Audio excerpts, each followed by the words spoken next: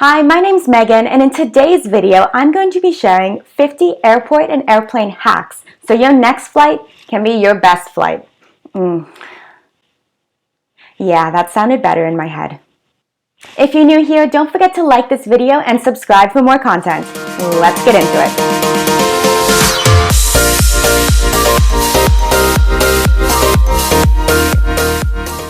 Do not pay for water at the airport. Bring an empty bottle through security that you can fill up on the other side. My personal favorite is the platypus because it flattens down into nothing and doesn't take up any space in your luggage when it is empty. If you like ice water, another option is to freeze a bottle of water the night before you go to the airport. As long as the liquid is frozen, you can actually take this straight through security and drink it on the other side. Buy a luggage tag that hides your personal information. You do not want your address and your phone number on display when it is very clear that you're about to leave the country. When you get to the security line, turn left. Most people tend to go right because it's their dominant side, so if you go to the left, the line is often going to be shorter. I've tested this out. It's true. Put all of your valuables, like your keys, your headphones, money, into an inside jacket pocket, and then when you get to the security line, you have to take your jacket off anyway, so you can take your jacket, it all stays together, put that in the bin, and everything will go through, so you won't forget anything on the other side. When you get through the security line, go directly to your gate and make sure you know exactly where it is. I once almost missed a flight waiting at gate G10 for a flight leaving from gate G12, only to realize that G12 was actually a 15-minute walk away. If your carry-on luggage is overweight, take the heavy items out and put it into the backpack. Generally, the gate agents will not weigh it. Take a shopping bag from the airport, or bring one with you, and fill it with your extra stuff. You can have your carry-on in your back, your rollaway carry-on with you, and a shopping bag because it looks like you just picked something up at the airport. When you're choosing your luggage, don't buy black. Buy something colorful that you're going to be able to see and find and identify quickly. If you do have black luggage or other generic colors, try investing in a luggage sleeve. Not only does it identify your bag for you, but it also will keep it closed and make sure that no one is getting into that bag while you are not with it.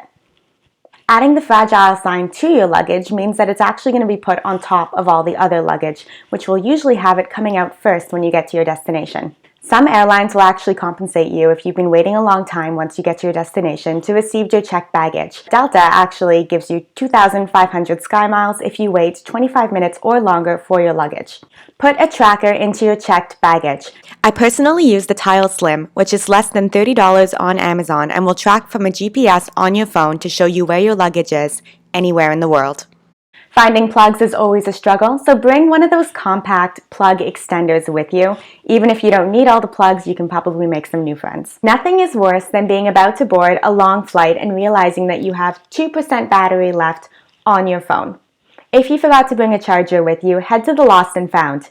Generally, any items that are left here for 90 days or more are up for grabs. I've gotten quite a few new phone chargers from the airport Lost and Founds. Take a picture of where you park. You may think you'll remember, but after a week on the beach, coming back late at night, you're going to be overtired. Who knows? Take a picture. If you need to take a taxi, Uber, Grab, or Lyft, do not book it from the airport as there is a surcharge for doing so. If you simply walk 10 meters away from the airport or across the street and then call your Uber, you will be saving up to 20%. If your flight ends up being delayed or canceled, get in that long line along with everyone else waiting to speak to the gate attendant, but also call the customer service agent for the airline on the phone while you're standing there and see which one you get to first. The agent on the phone will be able to do everything, if not more, than the gate attendant that is at the airport. For the best experience while you're still in the airport, check out sleepinginairports.com. It's going to tell you the best places to get some sleep, like airport chapels, which I never would have thought of, best places to eat, where to find power plugs, and so on. Make sure you check in online and select your seat before you board. If the airline doesn't give you a detailed map and you want more information on your seat selection, check out seatguru.com. They'll show you for the exact plane that you're flying on, where you're going to get the most legroom, where the plugs are going to be, and so on. Let the gate agent or the flight attendants, or both, know if you have a short layover after the flight. They'll often move you up to the front of the plane, which is Priority, Economy Plus, or even Business.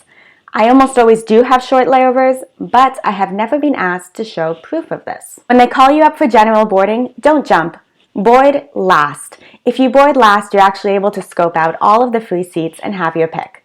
When you do your luggage up, make sure it is up directly above you or in front of you. If you stow your luggage behind you, you're going to have to wait for all the people behind you to get off the plane to go back there and get your luggage. When you get to your seat, empty the seat back pocket. All those magazines and booklets that are in there actually take up way more space than you would imagine, and by putting them in the top with the rest of your luggage, you're giving yourself an extra couple inches of legroom. Keep in mind that the window seats are colder. The front of the plane gets you on the plane and off the plane the fastest. The middle of the plane by the wings is going to be the least turbulence, but the back of the plane is going to be the best service because you have easy access to all the flight attendants. If you're booking as a couple, try to book the window seat and the aisle seat on a row of 3. Best case scenario, no one books that seat in the middle and you have the row to yourselves. And if someone does, unfortunately, have to sit in the middle, they will gladly switch with you for the window or for the aisle so you can still sit together. If you're looking to get some sleep on the plane, pick the window seat that's on the side that you normally sleep on if you are in a bed. Make sure you download your music, podcasts, ebooks, or even from Netflix, you can now download and save shows on your laptop and your iPad. Do this before you get on the plane because obviously you won't be able to at that point. If you are in a couple and you would be sharing your entertainment device with someone else, invest in a $1 headphone splitter. This way you can each have your own headset and not have to do the one ear in and one ear in those. If you were too late picking a seat and ended up in a terrible spot, check out expertflyer.com. You put your flight details in and it will send you a notification when anyone goes on and changes their seat. This way you'll know right away and you can go and grab the new seat. Airport lounges are the best because they give you a place to relax, there's free food, the Wi-Fi is fantastic. However, they happen to be very expensive. I recently found out with my credit card that I get 1 free lounge access per calendar year, so check with your credit card to see if you have any additional perks that you did not know about. Another option is to check out Craigslist, eBay, Kijiji, or any of these online marketplaces, as there are many people that are selling one-time passes on there for incredibly cheap prices. If you're not able to get into the lounge, at least sit outside the lounge and steal their free Wi-Fi. If it's password protected, there's a great website by Fox Nomad that actually lists all the usernames and passwords for airport lounges around the world.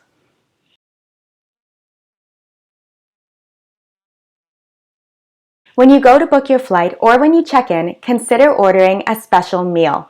Not only are they higher quality, but you will be served first, which can be up to 30 minutes faster than everyone else on the plane. No more cold last choice pasta. Consider packing some of your own snacks as well. I usually bring my own instant coffee, tea, oatmeal, and soup because you can get hot water both in the airport and on the plane for free. If you do decide to bring any nuts or dried fruit with you, make sure you throw them out before you get to your destination because they will not be allowed through security. If you have a sensitive stomach, avoid drinking carbonated beverages when you're on the plane. The air bubbles will actually expand in your stomach with the altitude changes, and this can lead to a lot of discomfort.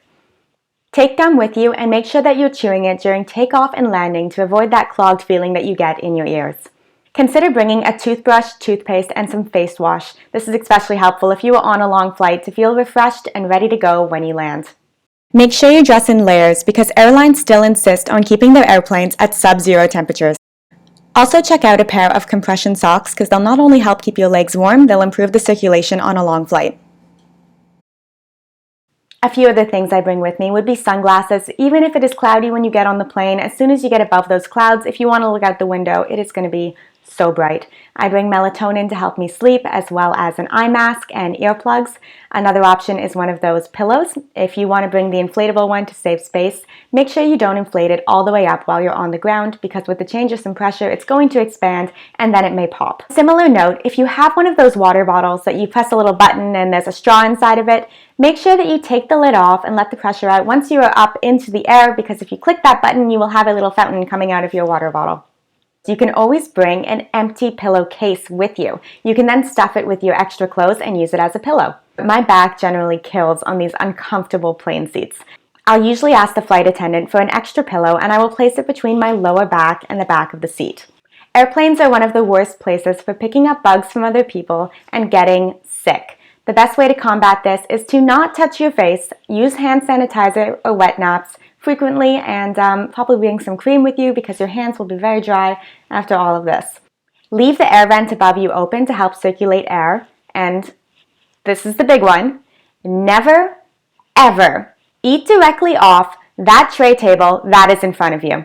This is considered to be the dirtiest place on the plane, and it is not cleaned nearly as often as you would think it is. I have personally seen people changing babies' diapers on these tray tables and then closing them back up. Mwah. Last tip is just to be nice. Be a generally good, patient human being, because I can guarantee that those flight attendants and gate agents are just as tired and just as stressed as you are. If you need some extra incentive, it generally helps to be nice to those people that have discretionary effort to improve your flight experience significantly. And those are my 50 best flight hacks. If you have any of your own that I didn't mention, or if there's any that you would like me to test out, I am flying from Canada all the way to Thailand next week, and I would be happy to give them a go. Please give this video a like if you enjoyed the content, and I will see you next Tuesday. Thanks, bye.